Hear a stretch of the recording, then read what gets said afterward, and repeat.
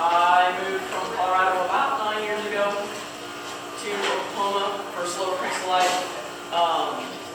And in tow with me, I had used bee equipment that I had never done bees. So I did find a mentor up in Inola, Little Creek Bee Ranch. Does everybody have a handout? Okay, Little Creek Bee Ranch. His website's on there. He does teaching still as well. Should be lower on the equipment front page. There's a couple websites down there, littlecreekbeeranch.com. He's a really good resource. I have learned a lot. It's more of a sustainable vantage point than the traditional. So some of the stuff that you hear me talk about tonight, if you start reading a bunch of books or start going to other classes and stuff, it may kind of clash a little bit, but it's a style that really, it works for me. And I kind of feel like homesteaders, it just fits. I don't like to use the chemicals and stuff in my boxes, and I'm a little more essential oil based and stuff like that. So what you hear from me and my perspective might be a lot different than the traditional beekeeping style. So just want to kind of throw that out there. But what tonight is designed to do is to kind of give you all winter to kind of get ready for spring and bees. So what I've included is a list of, in priority, of what equipment that I feel like you guys need to have. So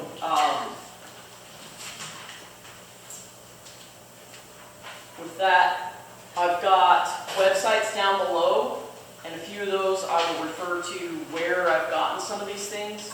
A lot of my boxes, I have rehabbed some, I have made some of my own. I can go into tips and tricks on how to make your own a little bit more economically. Some things are better off just purchasing, like the lids and stuff. You just go get one because it telescopes over the whole box and it doesn't slide off. So there's certain things that you just will buy, and some of them are in packs of 5. Frames, they're not worth trying to put them together. Trying to make this shape and the width and stuff is it's tricky. So you can get those by the hundreds, and it seems like a lot, but one of these boxes will hold 10 frames.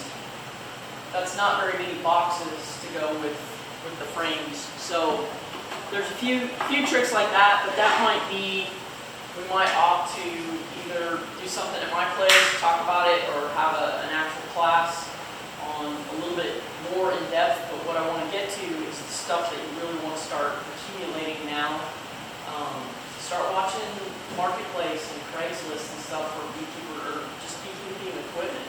I had somebody contact me and ask if there were going to be tables they could sell bee equipment. I'm assuming she had stuff that they were getting out of beekeeping, and she never got back with me, but I'm like, I could connect all kinds of people with that. So keep an eye out for used equipment. Just be careful how mouse ridden it is. Sometimes the boxes, things rot out here in Oklahoma a little quicker than they do in California, Colorado, and other places that are a little drier. So sometimes it's not worth hassling with. You might ask why they got out of them. If there's foul brood, there's different things that causes the bees to die, but a lot of times just sitting things out in the sun. I love the sun, it's the best disinfectant. So if I've got something that I'm not liking, I set it out in the sun and let them clean it up. So I wouldn't be too worried about what diseases the equipment might have, but just get it, rehab it, paint it. The more paint you can put on the outside, the less you have to handle it. Like this white box down here, I've only got 1 or 2 coats of latex on it. These boxes, the yellow box and the gray box, are the primer paint, combo paint, and I think it's got 3 or 4 coats. They're doing really good staying on there. So more time you can spend with your equipment now, the less you'll have to, because if you've got bees living in your hive and it's starting to break down and rot because it needs painted, then you either need to swap that equipment out, or it's just easier to start off with your stuff in good shape. So take the winter time to do that. I'm going to go through equipment. So my number one piece of equipment that I would recommend, I don't feel like you need a full suit, because you're working bees when it's hot out, 103, 105, and inside this jacket, even though it's vented, unless there's a good breeze, and it's heavy, it's a substantial jacket, and I'll pass this around, you guys can try it on, check it out. I want you to feel this jacket, because there's jackets out there that have just this canvas material, and that's not much material between you and the bees, plus it doesn't breathe. So this is almost like a shelf liner material in between mesh. There's mesh on the inside and the outside, so actually it breathes. I usually just wear jeans, and then sometimes when it gets really hot, I'll just braid it and do the shorts. I just don't let them start up my legs, because they'll land on you. But if they're aggressive, there's other things you can do about them. But they're not going to come after your bare skin. But I'm not brave enough yet to go bare face and bare fisted. So this one has a zip-on hood. So you've got pretty decent view on the sides. But you got to get something that's comfortable. This one came from Man Lake. And so that's the very first one down below in the beekeeping suppliers. And I really like that company because 2.5% of every purchase that you do, they call it bee bucks. So you can either, you get that credit, you can use it at that point in time, or you can accumulate it up and use it at the end of the year. Plus it's also employee owned. So that's the only place that I found this particular jacket. How much was it? That's a good question, because I've had it 4 or 5 years. But they last. I just washed it. They get grungy. They get stuff on them. But like I said, I've had this 4 or 5 years, and it's got plastic zippers, and they're a pretty decent heavy zipper. And then the Velcro latches over top of the zipper pulls, so there's no little extra holes. Because the last thing it's really unnerving when you get a bee in there with you. Yeah. So I mean, this is like, if somebody wants to work with another beekeeper, this is the first thing I would say you want. Because then it doesn't matter, you can use their tools, but you can't. I don't have an extra jacket kind of thing. So I don't remember. It's not unreasonably priced compared to the ones that are all just this canvas material. This one, the elastic around the waist is getting a little loose, so I might have to start wearing like an extra belt so they don't start coming in from below, just to kind of tucking it in my jeans or something. But like I said, I can throw this in the washing machine and air dry it, and it's done well for, I've probably maybe 6 years, 7 years had this jacket. So I'll send it around in a minute. There's a few more things in it that I want to go over. So jacket, and then in each pocket I keep my gloves. Then I have them with me. So if I grab my jacket, I'm ready to go. So if somebody calls me and has a swarm, it's pretty time sensitive. So I keep my gloves with me. These are ridiculously long, and it's really kind of hard to get on and tuck up all that sleeve in there. I would look for something a little bit shorter if you can find it. The reason I went ahead with these are, this is lambskin, and it's a lot more pliable. Because there's cowhide, I think, is the other one, and lambskin. And they're just, you need dexterity. When you're grabbing a frame out of there and you're handling it, the last thing you want to do, if your queen is on that frame, the last thing you want to do is drop that frame. You just killed your queen, you lost your hive. So you need to have a good grip. And this one's a size small, so they really fit pretty good. I mean, the Mickey's are always but good gloves, and I really appreciate this vented partway up the wrist. So these are a little bit longer than I need, but that's what I can find in the size and the grip that I prefer. Let's see.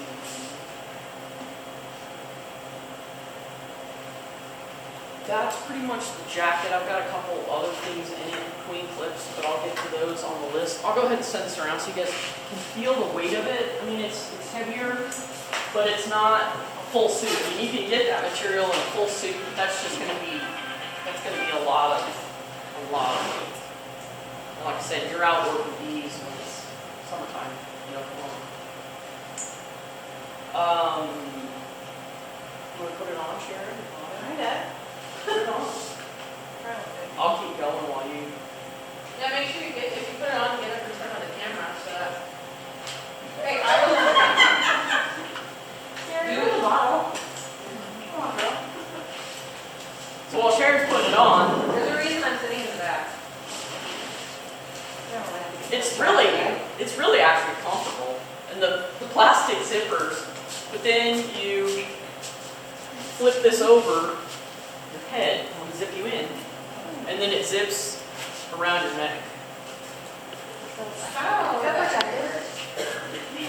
And so then that zips Right? down and It's it'll like- be zipped up. Remember parachute So other than pants? around the waist, and once you get your gloves on, it's heavy. There's some weight to it, but It's not hot. it's Thanks, Marlo. so. I'll hand that around. That's the model. This is something that's worked well for me. My mentor has this, and it's super easy to grab. It's a 5-gallon bucket with just the bucket. I don't even know what they call these. Honestly, I got this at Lowe's. No, I have not found this at Lowe's. I found these at Home Depot. So it's like a bucket buddy. Yes? I think they have those at Harbor Freight. Oh, okay. That's good to know. That's good to know. So any 5-gallon bucket, and because it lets you organize things in the inside, you guys are more than welcome to come up here later too to look at anything. It lets you, it's got pockets to keep things organized on the inside, so not everything's just in your bucket, but then you've got double pockets on the outside. Super handy, because you might go to the bee yard with 2 or 3 pieces of equipment and realize, oh man, I needed a couple more. So just take all of your equipment in one spot.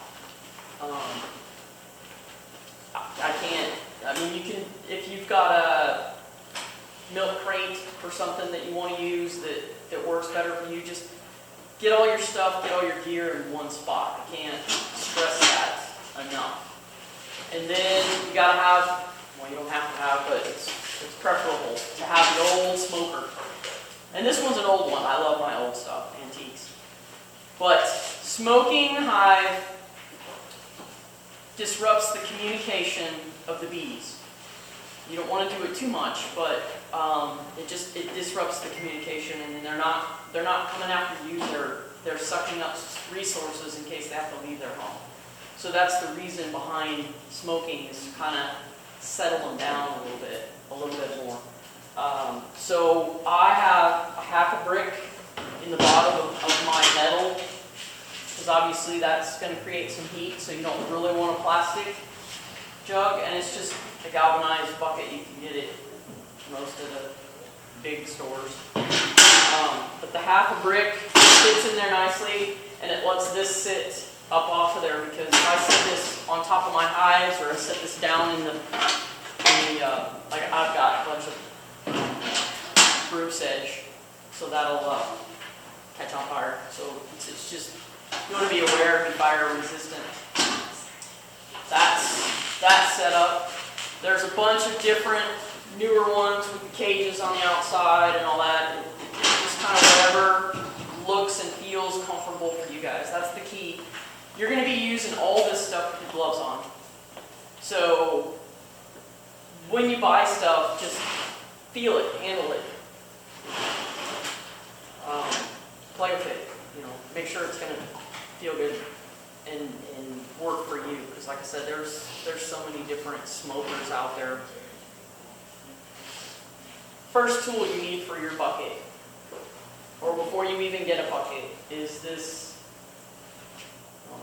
It's a scraper. You can usually find them $3-4. This is probably even a Harbor Freight, Atwoods. Blue ones, they're in the pry bar aisle. It's basically a pry bar, but it is very handy for scraping wax, scraping propolis, also prying frames apart. It's just one of the best tools and the one you use the most. So I tend to wear carpenter pants, and I usually end up with this and a feather in my pocket with me constant for working bees. So this one in a smoker, you can almost do anything you need to do in the hive, but don't go out without your bucket of tricks. So this one, I'd have a couple if you can. The next on the list, you gotta light your smoker. So I like the one that's got the lighter with it. Then you don't have to fumble around and try to find a lighter, matches, whatever. I've gotten to the point where I can almost do it one-handed, light it, open it. You don't use it a ton, but if your smoker happens to go out and you're wanting to get into the next hive, then you're going to need some smoke, even if you got to pull some dried weeds or something just to get a little bit of smoke into that hive. You may think that you only want one hive. You're like, I just want a hive, I just want a little honey. I'd strongly recommend thinking of bigger, broader than that, because if you have a problem with one hive, say you drop that frame and you kill the queen. If you've got another hive on your property, it doesn't have to be right next to your current hive. They can be in separate areas, but that's kind of another discussion. There's ways to pull a frame of eggs and larvae from your hive that's still good and tell them how to make a queen, or even the one that you have. But if you only have one hive and that one dies, you don't have anything else to take from, to split, to make more bees from. So at least, at minimum, think, all right, I'm going to set up 2 hives. But I would, if you're going to go that far, then just kind of keep going and keep expanding. So when we talk about equipment, don't just kind of get focused on, well, that 100 box of frames, that's just a lot. That's going to be a little more than I need.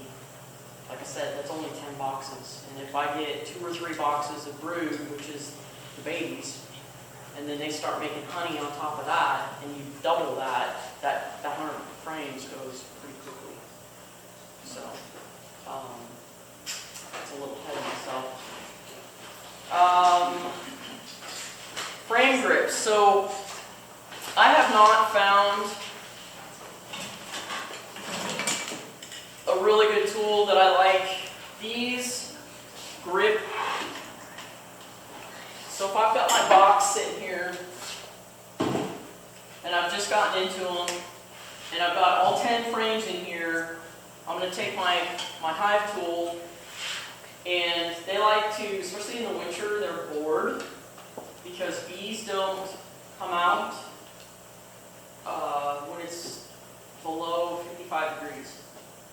So they'll stay in the hive, but they also don't excrete under 55 degrees. So when it warms up enough, you might see them getting busy, moving around a little bit. They will go outside and do a flight around and relieve themselves and go back in. But under 55 degrees, don't even pretend that you're going to go work bees, because you'll kill them. So you'll see hives get active above 55. 60, maybe 52, but anyway. So wintertime, they're in here and they're bored because they're not making babies, they're not feeding babies, they're not bringing in nectar, they're not processing nectar, they're not bringing in pollen, so they make a lot of propolis and they stick a lot of things together. So that's another reason to have this, and they get these frames stuck together really good, and you got to use this to kind of pry them apart. But then what I've gotten to doing is, since I haven't found frame grips that grip these frames very well, I'll maybe take the first one out with my grips, but I don't use it for the next ones. I just feel like these are rounded enough on where they catch the frame. So there's little notches on them, but they're rounded enough where they catch the frame, but they're also, you've got gloves on still. They've got a big handle, but and you want to be able to kind of look at both sides of the frame if you're looking at patterns, what the bees are doing. If you're trying to find the queen. So I haven't found a good set. Like Atwood sells some, but they actually dig into the frames, and I don't like that because over time it's just going to chew up your wood, and so then you're shortening the life of your equipment. So I like these to get the first ones out, but take a look at rounded edges, how big the handles are, because like I said, you're doing all this stuff with gloves on. So when you're looking at any equipment, remember you've got gloves on. So those, I tend to get the first one out, I'll lean it up against the hive, and then I'll start working stuff. That lets me get my fingers in. That's again why the lambskin gloves are handy, because you can get in there, and these are rounded, larger shoulders on the frames, and you can get pretty handy with holding them by the edges.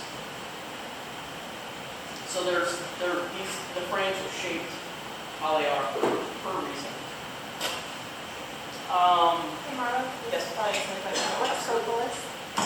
Propolis is all this thick stuff you see. I don't know what it's actually made of, but if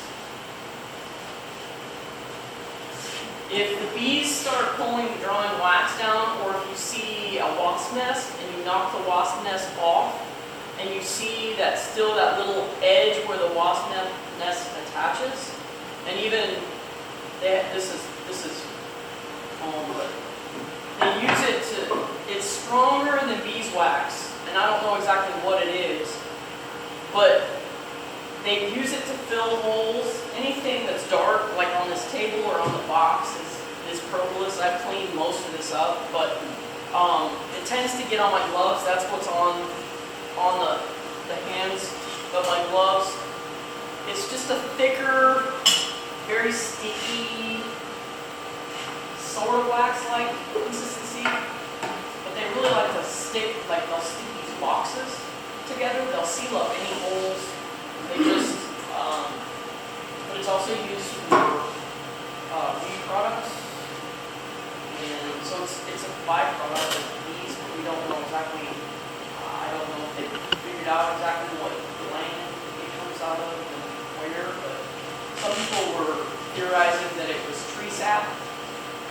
But in the wintertime, when they do so much propolis, the tree is not in sap, so that kind of blows that theory. But So you're saying it's either poop or puke? Does it come out of the mouth? I don't know, honestly. I don't know. They may have a gland when they excrete it. So the nurse bees will do royal jelly. I don't know where royal jelly comes out of. I think that's puke. If you want to get into it, honey is just regurgitated bee vomit. I mean, so it basically is. Any other questions? Sorry. I have a list of questions, but I'll wait till the end. I'm writing down. Well, if they're pertaining to what we're talking about, someone else might have that same question. one was, my grandmother has some styrofoam bee boxes, and I didn't know they were good. Styrofoam, I've never seen styrofoam bee boxes before. And I was telling her maybe we should, because we don't know how to clean them either. They're like a styrofoam. They're thick. Yeah. So, And they're sold as a bee box? she got them from someone that was being at Beekeeping, but she didn't pay attention. Why they got out of it. So she wants to know. I don't know how. Styrofoam incubators I clean in the sun, so you can leave them in the sunlight. I've never heard of styrofoam. I would be a little leery because mice will eat it up, and mice are attracted to all this good stuff. Yeah. And then chickens. Chickens, styrofoam's like cracks in chickens. So those are the two things that I think of. I can just see you go out, the chickens are just demolished. I mean, I try to put my apiaries, I put a fence around because I have cows, I have livestock, and they like to rub on stuff that's that perfect height and sharp corners. And I've had a friend lose their hive because their cow knocked it over. The cow rubbed on it, knocked it over. So I do fence mine, but I also, like I said, I have livestock. The bee suit. Do you just wash it tight, or do you use it into a utensil? Or I don't. do you just, I make my own detergent, so it's not got. what do you look what you start putting around? Because I know some things don't smell and things like that. Nothing specifically, but I would do an unscented detergent. Even just initially I was going to do Dawn. Dawn is pretty. Change the smell around. Two hand washes. No, I actually have been throwing it in the. I used to at first, and I'm like, I threw it in just a regular cycle in the washing machine, and it tolerates it well. So it does just fine. I don't think you got that, but like, I have other professionals who are just keeping in Colorado, which I don't did, right? I didn't. Okay. So I used equipment out here, but I wasn't keeping it in Colorado. One thing that is different is the screen bottom boards. I would not necessary in Colorado. You need a lot more ventilation here. So in Colorado, this is the board that goes underneath the hive. I would have a solid bottom. And then in winter, I've made these little racks that I can slide a piece of wood or plastic in underneath to draft down in winter time. But it allows me to put the bottom one and then on top to get the ventilation, keep the ventilation going. But another thing when you're thinking about where to place your bees, this is something you're going to be watching. A lot of people make the mistake and want to try to kind of help them out, put them in shade or partial shade. The bees can flap their wings and cool themselves.